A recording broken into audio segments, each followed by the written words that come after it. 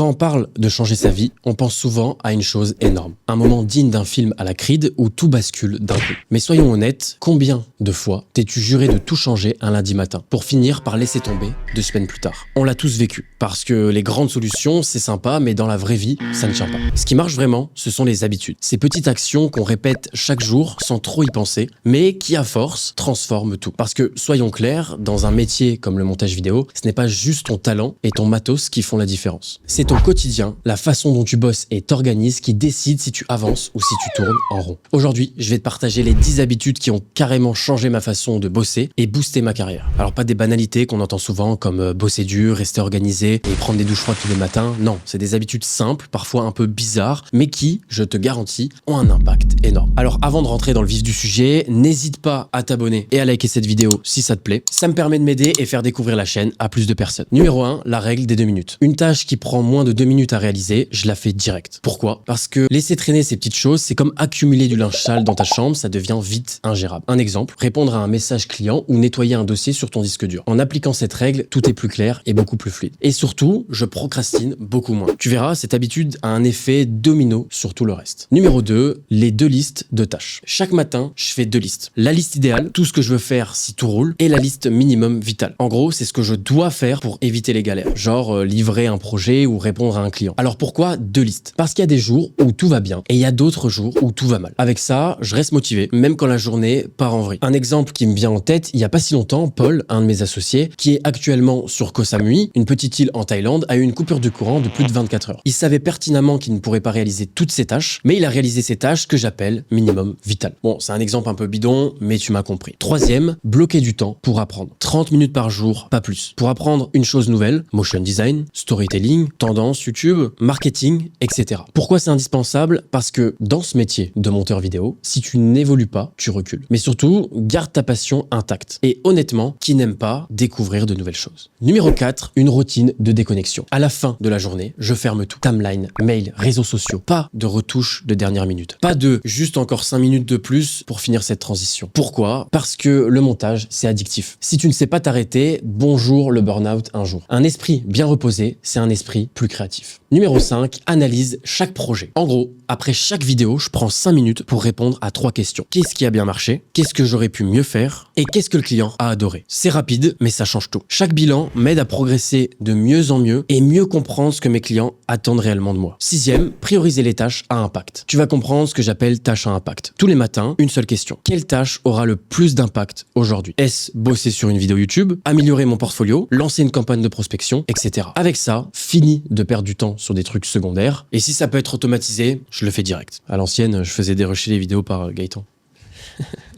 Numéro 7, transformer les règles en opportunités. On est un peu plus dans le mindset ici, mais un client mécontent, un bug logiciel ou une deadline impossible, et ben maintenant je me demande comment tourner ça à mon avantage. Un bug m'a déjà appris une nouvelle technique. Un client insatisfait m'a aidé à affiner ma communication. À chaque fois, ces galères m'ont fait avancer dans mon business. Numéro 8, préparer un kit d'urgence. Ce que j'appelle par là, c'est que dans ce métier, les imprévus, c'est la norme. Et d'ailleurs, dans tout business. Un client, il peut te demander une modification à la dernière minute. Et là, pas question de paniquer. C'est pourquoi j'ai créé un kit d'urgence, c'est ce que j'appelle un kit d'urgence client, prêt à l'emploi, où dedans, j'ai mes musiques libres de droit que j'utilise le plus, il y a mes SFX, ce qu'on appelle effets sonores, tous les templates que j'utilise le plus. Et résultat, je gagne un temps précieux et j'évite tout stress inutile. Crois-moi, cette habitude, elle m'a sauvé une paire de fois, surtout quand la connexion internet, elle saute. Numéro 9, toujours sauvegarder 2 fois. Un crash de logiciel, une coupure de courant, ça arrive même au meilleur. Mais aujourd'hui, ça me fait plus peur. Pourquoi? Parce que je sauvegarde toujours 2 fois. Une sauvegarde automatique et je spam le CTRL S. Mais quand je dis je le spam vraiment. À chaque fin d'animation, je fais un CTRL S. Ça prend 2 millisecondes. Ce petit réflexe m'a déjà évité des sueurs froides à nombreuses reprises. Alors oui, ça demande un peu de discipline, mais quand le pire arrive, tu te remercies de l'avoir fait. Je parle en connaissance de cause. Numéro 10, préparer un environnement de travail efficace. C'est une habitude qui peut paraître banale, mais avant de commencer ma journée, je prends quelques minutes, voire quelques secondes pour m'assurer que tout est en place. Bureau rangé, que ça soit sur ton bureau, ton espace de travail ou sur ton interface Windows ou macOS. En gros, pas de distraction distractions, juste un espace clair et prêt à travailler. Ce rituel simple me met immédiatement dans le bon état d'esprit pour produire un bon travail. Et honnêtement, ça fait toute la différence entre une session de boulot productive et une journée où tu te disperses. Puis bosser dans un endroit rangé et propre, que ce soit sur ton espace de travail ou sur ton bureau, honnêtement,